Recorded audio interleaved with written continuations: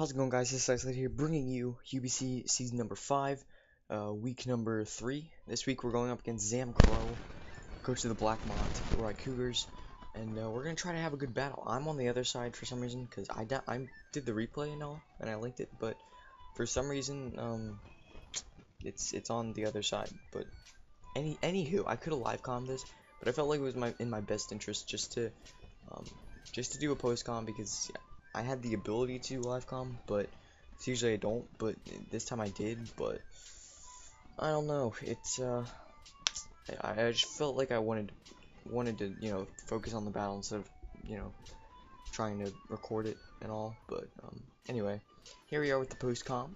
We have Darmanitan, Skarmy, Mega Scizor, Komala, Thundurus, Therian, and Superior. If you did not check out the team builder, I hope you can go do that. Just skim the sets. You don't have to watch the whole thing and listen to every single word I say, but it's there if you want to watch it. And yeah, so here we are against ZAMCRO. He brought a pretty interesting team. I was pretty much expecting Kyurem, Mega Gardevoir, Rotom-Wash, Mega not Mega Aerodactyl, but regular Aerodactyl. It kind of made sense, right? But I was expecting either Gligar or Cofagrigus. He didn't bring either, and then no Excadrill as well. So that's interesting. That really opens the door for things like Mega Scizor, because even though Mega Scizor was I was trying to set up on Excadrill, it was still not hitting Excadrill very hard. So if Excadrill did have the SD, it would be able to beat my Scizor. So it's whatever. It's also nice because if it was Scarfed, then it would put Thundurus in danger, and same with Darmanitan. So that's fine. We're gonna get right into this battle though. We're gonna put it on slow because low and slow. Just gonna take my time here. Gonna lead with Thundurus because he didn't bring Excadrill, so I can't just freely Volt Switch against his whole team. Mine is Trace Gardevoir, but once that Mega Evolves, it's gone. So anyway, he's gonna switch right into Diantha and get the tracing my Volt Absorb. I hard switched as well. I guess he thought I was Toy Scarfed, but I just wanted to go into Teague, and if he wanted to Stealth Rocks, that's fine. If you wanted to hit me with a Stone Edge, that's fine. But here I'm going to predict the HP Fire from this Mega Gardevoir. So now it's Mega Volt, so it can't trace Volt Switch. It can't trace Volt Absorb, so that's not immunity anymore. He actually gives Taunt, and I was really thinking about going for Iron Head that turn, because I did have Iron Head on this one. Because after last week, I'm like, I gotta have an attack on Skarmy that actually does damage, right? So if I just stayed in and clicked Iron Head on that Mega Gardevoir, that would have been really cool. But either way, I mean, I'm gonna be able to U-turn with the Darm,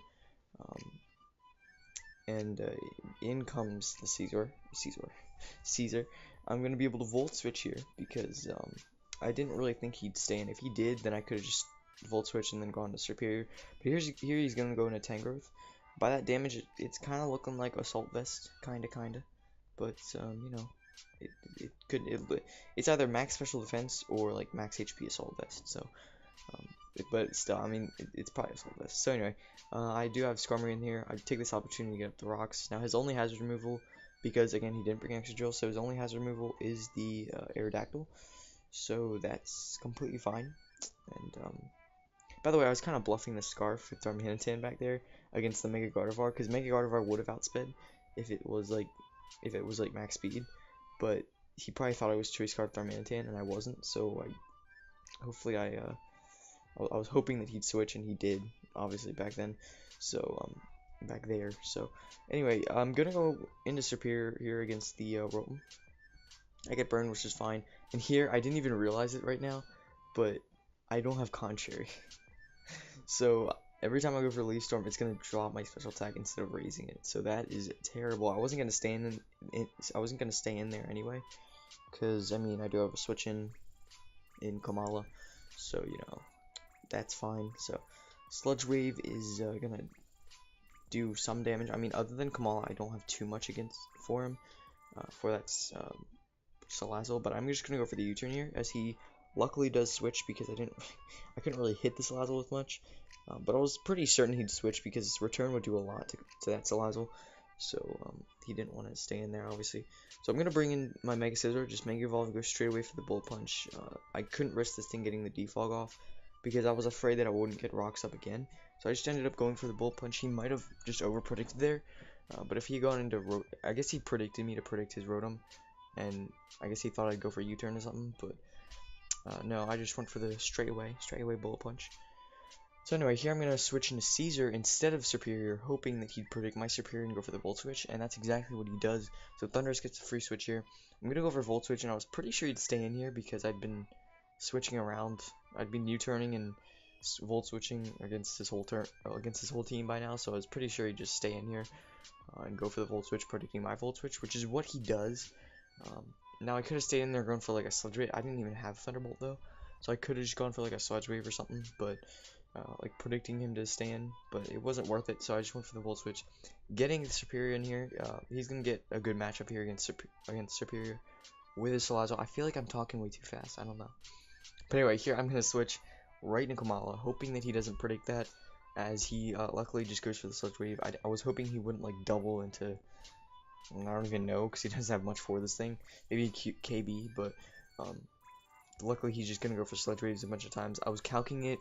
U-turn plus a Bullet Punch from Scizor was a little bit iffy, so I just want to go for Shadow Claw, get the kill. At this point, Komala's low enough to where it's not really needed anymore, so I'm just gonna let it drop here. Now I had a couple different options here, as it does drop to the Hyper Voice. I was hoping he'd predict my switching over like HP Fire or like Taunt or something, so I get a Shadow Claw off, but no, he's a better player than that.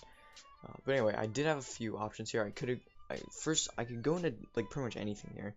Honestly, well, except for Superior, but I can go to Mega Scizor, go for the Bullet Punch, pretty much take this thing out, unless he switches. I can go into, I could go into Thundurus and go for Sludge Wave. That doesn't kill.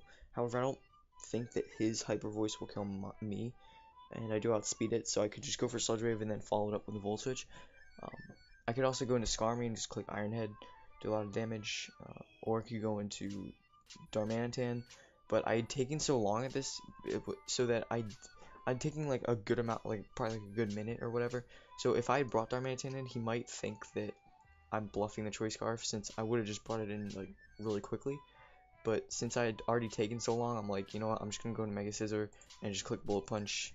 I have a switch in for Rotom, so it's not a problem if he goes into Rotom, but he actually just stays in here and gets destroyed. Even if he was max HP, we still take him out like 89 times out of 90, which is weird. It's like 9.5 times out of 10 we would take him out with Bullet Punch there, so luckily we're able to get that one. So now Stinger's gonna, because of the rocks, that really helped it. So now Stinger's gonna come in here, because obviously the Rotom Wash is the switch in.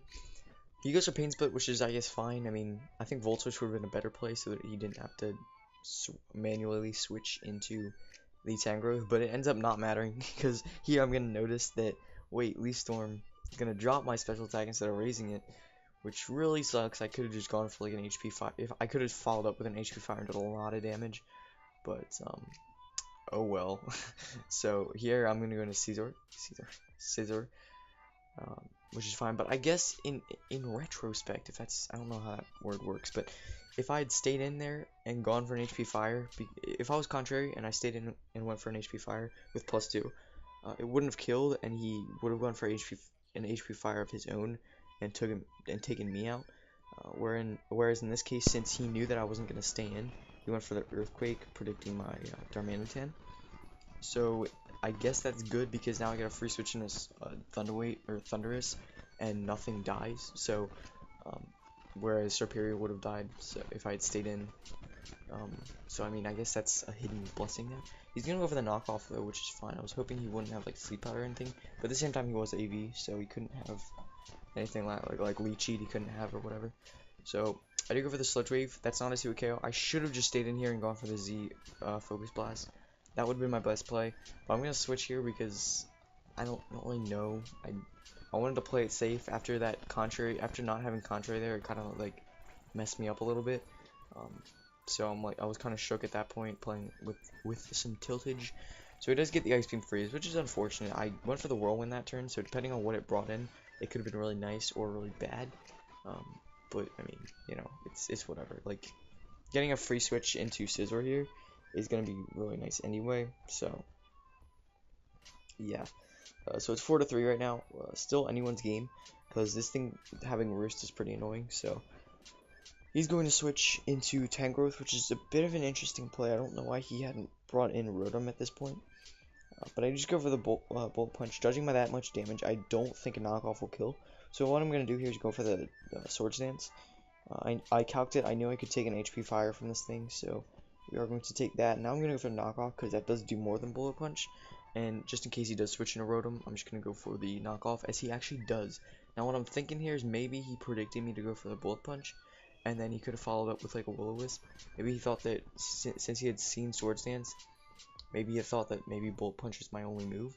But I do have knockoff, or maybe he was just predicting a U-turn, and he wanted to sack something that wasn't Tangrowth. But at that point, his best play was definitely to sack off Tangrowth and then bring in Rotom. But like, because this thing still doesn't live a knockoff, so with the generator, it doesn't matter anyway.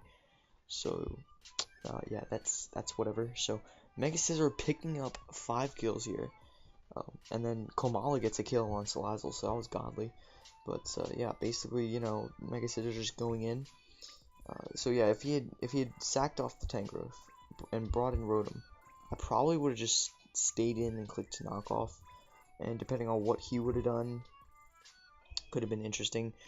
But I had seen that he was Life Orb KB, so I'm pretty sure at that point, Thundurus just comes in, or Superior just comes in, and I just click Giga Drain and Dragon Pulse.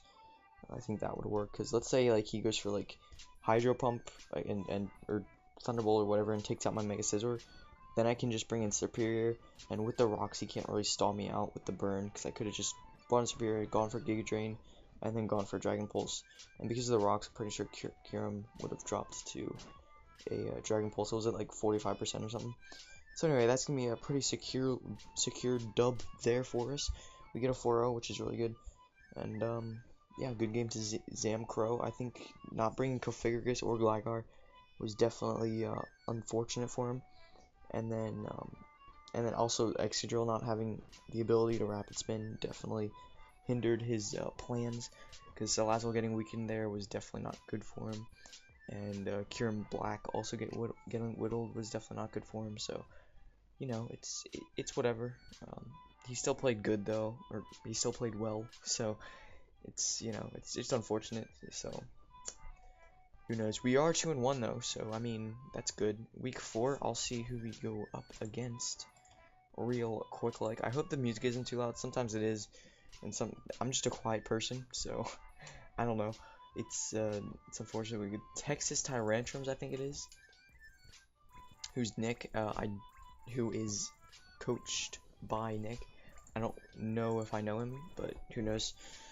Wow, I said no like 3 times in like 1 sentence.